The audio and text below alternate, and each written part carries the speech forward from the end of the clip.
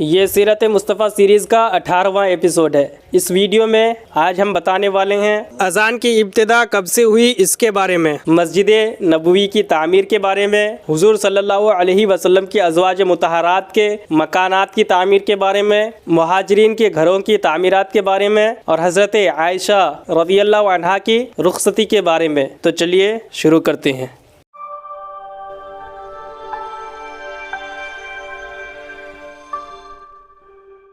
مسجد نبوی کی تعمیر۔ مدینہ میں کوئی ایسی جگہ نہیں تھی جہاں مسلمان باجماعت نماز پڑھ سکے، اس لیے مسجد کی تعمیر نہایت ضروری تھی۔ حضور صلی اللہ علیہ وسلم کی قیام گاہ کے قریب ہی بنو نجار کا ایک باغ تھا۔ آپ نے مسجد تعمیر کرنے کے لیے باغ کو قیمت دے کر خریدنا چاہا۔ ان لوگوں نے یہ کہہ کر کہ یا رسول اللہ صلی اللہ علیہ وسلم، ہم خدا ہی سے اس کی قیمت لیں گے، مفت میں یہ زمین مسجد کے تعمیر کے لیے پیش کر دی۔ لیکن چونکہ یہ زمین اصل میں 2 یتیموں کی تھی، آپ نے ان دونوں یتیموں کو بلا بھیجا۔ ان یتیم بچوں نے بھی زمین مسجد کے لیے نذر کرنی چاہی، مگر حضور صلی اللہ علیہ وسلم نے اس کو پسند نہیں فرمایا۔ اس لیے حضرت ابوبکر صدیق رضی اللہ عنہ کے مال سے آپ نے اس کی قیمت ادا فرما دی۔ اس زمین میں چند درخت، کچھ کھنڈرات اور کچھ مشرکوں کی قبریں تھیں۔ آپ نے درختوں کے کاٹنے اور مشرکین کی قبروں کو کھود کر پھینک دینے کا حکم دیا۔ پھر زمین کو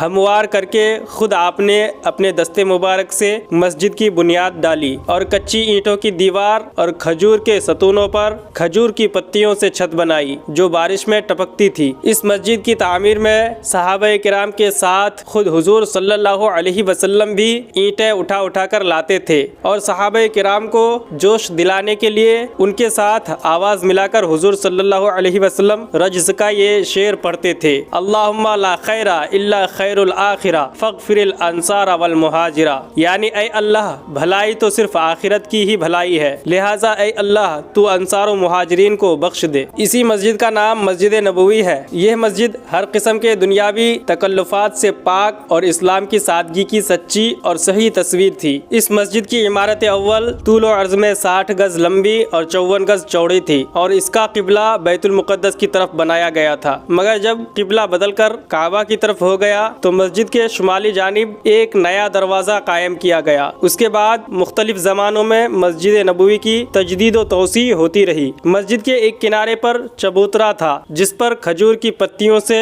چھت بنا دی گئی تھی۔ اسی چبوترا کا نام صفہ ہے۔ جو صحابہ گھر بار نہیں رکھتے تھے وہ اسی چبوترے پر سوتے بیٹھتے تھے، اور یہی لوگ اصحاب صفہ کہلاتے تھے۔ ازواج مطہرات کے مکانات۔ مسجد نبوی کے متصل ہی آپ نے ازواج مطہرات کے لیے حجرے بھی بنوائے۔ اس وقت تک حضرت بی بی سودا اور حضرت عائشہ رضی اللہ عنہما نکاح میں تھی، اس لیے 2 ہی مکان بنوائے۔ جب دوسری ازواج مطہرات آتی گئیں تو دوسرے مکانات بنتے گئے۔ یہ مکانات بھی بہت ہی سادگی کے ساتھ بنائے گئے تھے۔ 10-10 ہاتھ لمبے، 6-6، 7-7 ہاتھ چوڑے، کچی اینٹوں کی دیواریں، کھجور کی پتیوں کی چھت، وہ بھی اتنی نیچی کہ آدمی کھڑا ہو کر چھت کو چھو لیتا۔ دروازوں میں کواڑ بھی نہ تھے، کمبل یا ٹاٹ کے پردے پڑے رہتے تھے۔ اللہ اکبر! یہ ہے شہنشاہ دو عالم صلی اللہ علیہ وسلم کا وہ کاشانہ نبوت جس کی آستانہ بوسی اور دربانی حضرت جبرائیل علیہ السلام کے لیے سرمایہ سعادت اور باعث افتخار تھی۔ اللہ اللہ! وہ شہنشاہ کونین جس کو خالق کائنات نے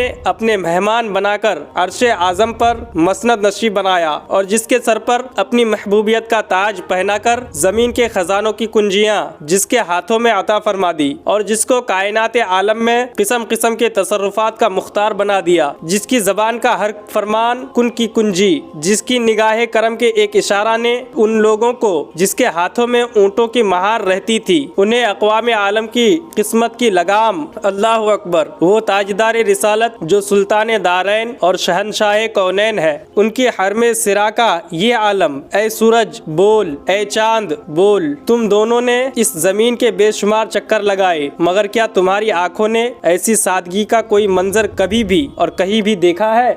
مہاجرین کے گھر۔ مہاجرین جو اپنا سب کچھ مکہ میں چھوڑ کر مدینہ چلے گئے، ان لوگوں کی سکوت کے لیے بھی حضور صلی اللہ علیہ وسلم نے مسجد نبوی کے قرب و جوار ہی میں انتظام فرمایا۔ انصار نے بہت بڑی قربانی دی کہ نہایت فراخ دلی کے ساتھ اپنے مہاجر بھائیوں کے لیے اپنے مکانات اور زمینیں دیں اور مکانوں کی تعمیرات میں ہر قسم کی امداد بہم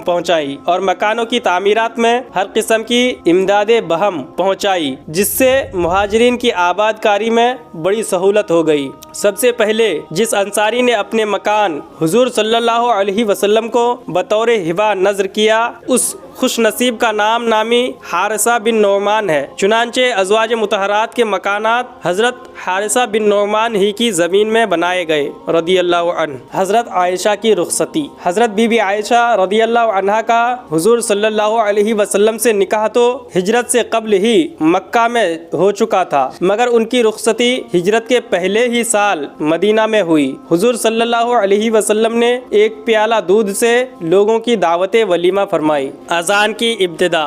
مسجد نبوی کی تعمیر تو مکمل ہو گئی، مگر لوگوں کو نمازوں کے وقت جمع کرنے کا کوئی ذریعہ نہیں تھا جس سے نماز با جماعت کا انتظام ہوتا۔ اس سلسلے میں حضور صلی اللہ علیہ وسلم نے صحابہ کرام سے مشورہ فرمایا۔ بعض نے نمازوں کے وقت آگ جلانے کا مشورہ دیا، بعض نے ناقوس بجانے کی رائے دی، مگر حضور اقدس صلی اللہ علیہ وسلم نے غیر مسلموں کے ان طریقوں کو پسند نہیں فرمایا۔ حضرت عمر رضی اللہ عنہ نے یہ تجویز پیش کی کہ ہر نماز کے وقت کسی آدمی کو بھیج دیا جائے جو پوری مسلم آبادی میں نماز کا اعلان کر دے۔ حضور صلی اللہ علیہ وسلم نے اس کی رائے کو پسند فرمایا اور حضرت بلال رضی اللہ عنہ کو حکم فرمایا کہ وہ نمازوں کے وقت لوگوں کو پکار دیا کریں۔ چنانچہ وہ الصلاۃ جامعۃ کہہ کر پانچوں نمازوں کے وقت اعلان کرتے تھے۔ اسی درمیان میں ایک صحابی حضرت عبداللہ بن زید انصاری رضی اللہ عنہ نے خواب میں دیکھا کہ اذان شرعی کے الفاظ کوئی سنا رہا ہے۔ اس کے بعد حضور صلی اللہ علیہ وسلم اور حضرت عمر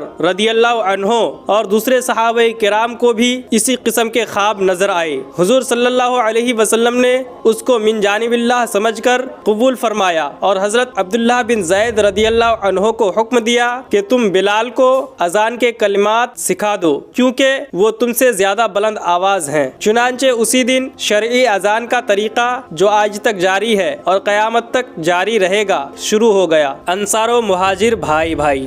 حضرات مہاجرین چونکہ انتہائی بے سر و سامانی کی حالت میں بالکل خالی ہاتھ اپنے اہل و عیال کو چھوڑ کر مدینہ آئے تھے، اس لیے پردیس میں مفلسی کے ساتھ وحشت و بے گانگی اور اپنے اہل و عیال کی جدائی کا صدمہ محسوس کرتے تھے۔ اس میں شک نہیں کہ انصار نے ان مہاجرین کی مہمان نوازی اور دلجوئی میں کوئی کسر نہیں اٹھا رکھی، لیکن مہاجرین دیر تک دوسروں کے سہارے زندگی بسر کرنا پسند نہیں کرتے تھے، کیونکہ وہ لوگ ہمیشہ سے اپنے دست و بازو کی کمائی کھانے کے خوگر تھے۔ اس لیے ضرورت تھی کہ مہاجرین کی پریشانی کو دور کرنے اور ان کے لیے مستقل ذریعہ معاش مہیا کرانے کے لیے کوئی انتظام کیا جائے۔ اس لیے حضور اکرم صلی اللہ علیہ وسلم نے خیال فرمایا کہ انصار و مہاجرین میں رشتے اخوت یعنی بھائی چارہ قائم کر کے ان کو بھائی بھائی بنا دیا جائے تاکہ مہاجرین کے دلوں سے اپنی تنہائی اور بے کسی کا احساس دور ہو جائے اور ایک دوسرے کے مددگار بن جائے، مہاجرین کے لیے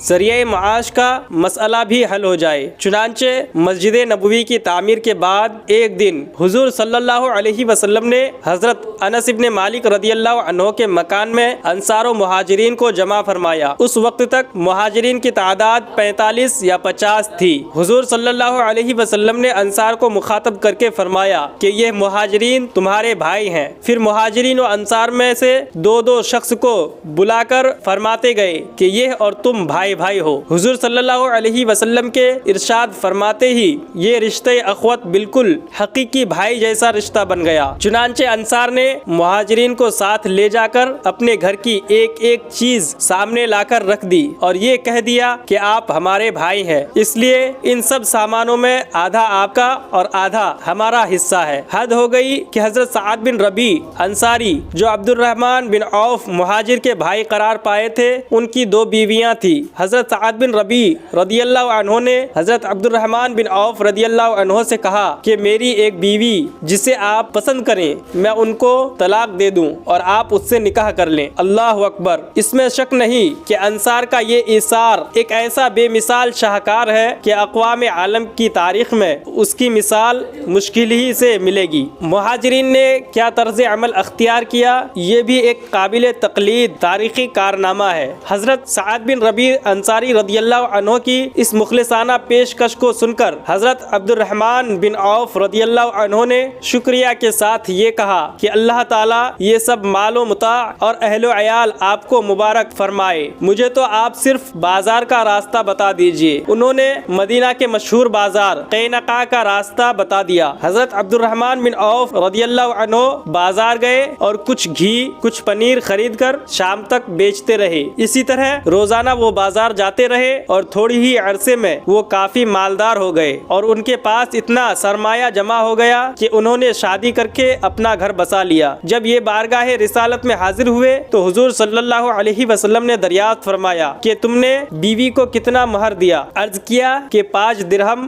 برابر سونا۔ ارشاد فرمایا کہ اللہ تعالیٰ تمہیں برکت عطا فرمائے، تم دعوت ولیمہ کرو اگرچہ ایک بکری ہی ہو۔ اور رفتہ رفتہ حضرت عبد الرحمن بن عوف رضی اللہ عنہ کی تجارت میں اتنی خیر و برکت اور ترقی ہوئی کہ خود ان کا قول ہے کہ میں مٹی کو چھو دیتا ہوں تو سونا بن جاتی ہے۔ منقول ہے کہ ان کا سامان تجارت 700 اونٹوں پر لد کر آتا تھا، اور جس دن مدینہ میں ان کا تجارتی سامان پہنچتا تھا تو تمام شہر میں دھوم مچ جاتی تھی۔ حضرت عبد الرحمن بن عوف رضی اللہ عنہ کی طرح دوسرے مہاجرین نے بھی دکانیں کھول لی۔ حضرت ابو بکر صدیق رضی اللہ عنہ کپڑے کی تجارت کرتے تھے۔ حضرت عثمان رضی اللہ عنہ قینقاع کے بازار میں کھجوروں کی تجارت کرنے لگے۔ حضرت عمر رضی اللہ عنہ بھی تجارت میں مشغول ہو گئے۔ دوسرے مہاجرین نے بھی چھوٹی بڑی تجارت شروع کر دی۔ غرض باوجود یہ کہ مہاجرین کے لیے انصار کا گھر مستقل مہمان خانہ تھا، مگر مہاجرین زیادہ دنوں تک انصار پر بوجھ نہیں بنے، بلکہ اپنی محنت اور بے پناہ کوششوں سے بہت جلد اپنے پاؤں پر کھڑے ہو گئے۔ مشہور مورخ اسلام حضرت علامہ ابن عبد البر علیہ الرحمہ کا قول ہے کہ یہ عقد مواخات یعنی بھائی چارہ کا معاہدہ تو انصار و مہاجرین کے درمیان ہوا، اس کے علاوہ ایک خاص عقد مواخات مہاجرین کے درمیان بھی ہوا، جس میں حضور صلی اللہ علیہ وسلم نے ایک مہاجر کو دوسرے مہاجر کا بھائی بنا دیا۔ چنانچہ حضرت ابو بکر صدیق و حضرت عمر فاروق رضی اللہ عنہما اور حضرت طلحہ و زبیر رضی اللہ عنہما اور حضرت عثمان و عبد الرحمن بن عوف رضی اللہ عنہما کے درمیان جب بھائی چارہ ہو گیا تو حضرت علی نے دربار رسالت میں عرض کیا کہ یا رسول اللہ، آپ نے اپنے صحابہ کو ایک دوسرے کا بھائی بنا دیا، لیکن مجھے آپ نے کسی کا بھائی نہیں بنایا، آخر میرا بھائی کون ہے؟ تو حضور صلی اللہ علیہ وسلم نے ارشاد فرمایا کہ انت اخی فی الدنیا والآخرہ، یعنی تم دنیا اور آخرت میں میرے بھائی ہو۔